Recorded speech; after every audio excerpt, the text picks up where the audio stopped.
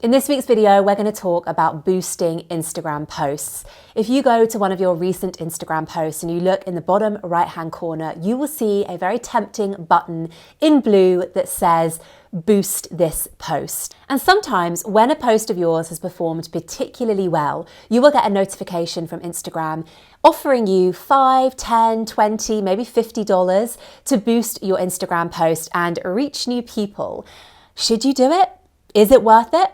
I'm going to explain in this video why you shouldn't boost your Instagram posts. Let me start by saying that I don't think running Instagram or Facebook ads is a bad thing. When you develop a proper paid campaign that has a goal of growing an email list or making more sales, and you work yourself if you have the knowledge, or you work with a Facebook or Instagram ads strategist to build this out, that is a really wonderful thing. And businesses all shapes and sizes run Facebook and Instagram ads all the time with great success. But that is very different to boosting one single post on Instagram. So if you do want to run Facebook ads or Instagram ads, then definitely, like I said, go and take an online course or go and hire a really experienced Facebook or Instagram ads manager or strategist and do a paid campaign the proper way. That would be my advice to you. And quick caveat, never put money behind any ads until you really have a good handle on your organic Instagram strategy. Any good Facebook or Instagram ads manager or strategist worth their salt will tell you this first, that you do need to have a good organic strategy in place that is getting results before you spend money on ads. But that aside, now let's get back to why I don't think you should boost Instagram posts one at a time. So reason number one why I really recommend not boosting Instagram posts is because yes, you will likely get a flurry of new followers, and hey, that is why most people want to boost a post. Whether they admit it or not, that blue little button is really tempting because people think it will be a quick way of getting new followers.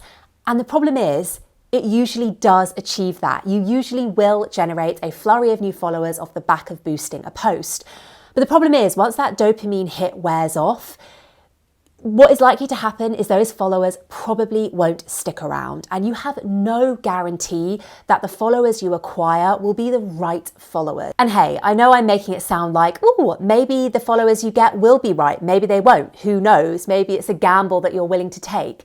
But the truth is, it's highly unlikely that boosting a post is going to attract you the right kind of follower.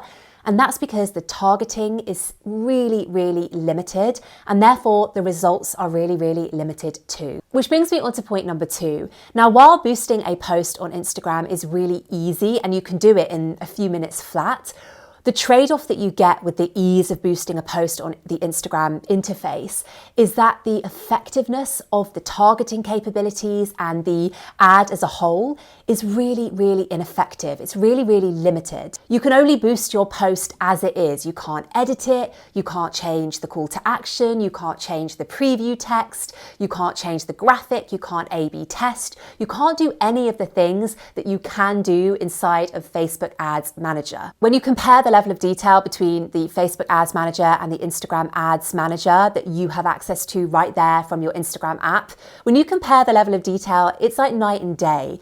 And the level of detail that you get with the Facebook Ads Manager means that you are much more likely to acquire more of the right leads and get more and better results in the long run because you can target better, you can tweak those ads. There's just so much more that you can do compared to the very, very limited ad tweaks and targeting that you can do inside of Instagram.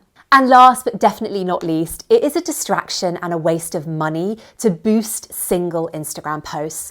As I keep saying, boosting one post at a time on Instagram is not a strategy. It just means that you're going to throw away $5, $10, $20, $50. And while that might not seem like a lot one at a time, when you add it all together and then really analyze it against the results that you're getting, it just isn't worth it. It's you throwing away money and distracting yourself with a quick dopamine hit and the hope of getting more engagement and more followers, which might happen in the short term, but which will definitely trickle out in the long term. Really and truly, growth on Instagram is a long game, and getting a handle on your organic growth strategy, on your organic content strategy is so much more important and so much more effective than throwing away money on single posts that you boost here and there. So please avoid that little blue boost button, avoid the Instagram notifications that you get tempting you to hit the blue button. Ignore them all and just carry on and know, actually no, promoting my posts in this way is not the right way to do it. Let me just get better and focus more on my organic strategy. Let me make my content better. And then when the time is right, work with somebody to put together a proper paid campaign. If you enjoyed this video, please do hit the subscribe and bell button, and definitely check out these 2 videos before you go.